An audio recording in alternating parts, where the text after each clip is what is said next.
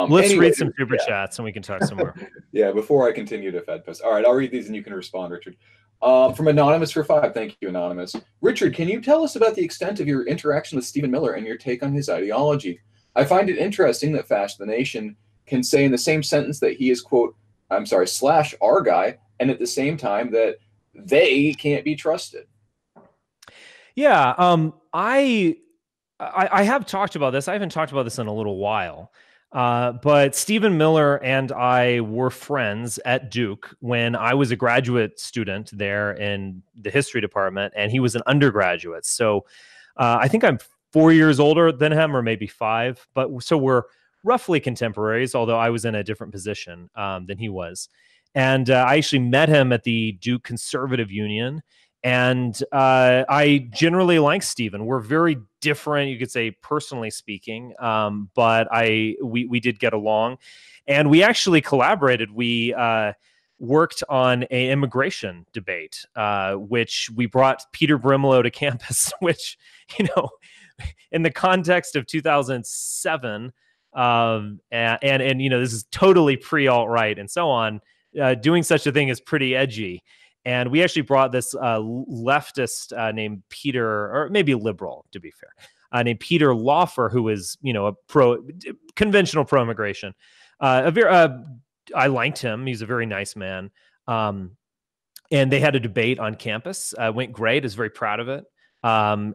So we worked that way. I think I said to a journalist, and I was actually quoted accurately by this journalist. I said, yes, I do think that I mentored him and I influenced him, but I think that he would have gotten to where he is today with or without me, or even if he had never met me. If I had gone to Cornell or he had gone to Stanford or whatever, we would have he would have ended up exactly where he is today. So I said that very clearly. Clearly, I was influencing them. I was kind of a little bit older in this, you know, organization. I was the one pushing for the immigration debate. Obviously, I cared about these issues, so I clearly influenced him. But you know, am I decisive in his life or something? No, I don't think so.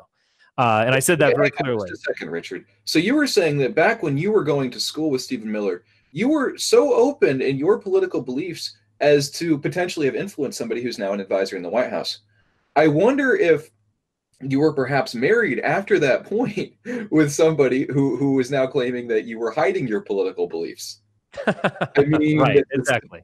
The logic is not working out here. No, I mean, obviously, like I evolve, but in terms of who I am, I mean, it's funny. I recently kind of rewrote, did a third or fourth draft of an essay that I wrote that year. It was from 2007 at Duke on Nietzsche and Christianity and Napoleon and empire and all these kinds of things. It actually is a pretty definitive statement on how I think about Nietzsche's politics.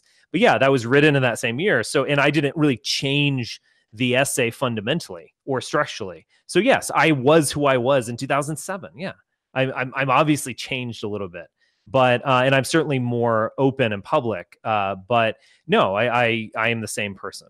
So yeah, I mean that claim that I was like a Ron Paul libertarian or something is absurd. No one should believe that. But in terms of Stephen Miller, I take on his ideology. I think Stephen Miller is an interesting guy. He's worth thinking about. I think he is genuine, and I think he's also a kind of weirdly genuine. He's genuine in being pro-Israel and being pro-America and being a bit of a nationalist for both.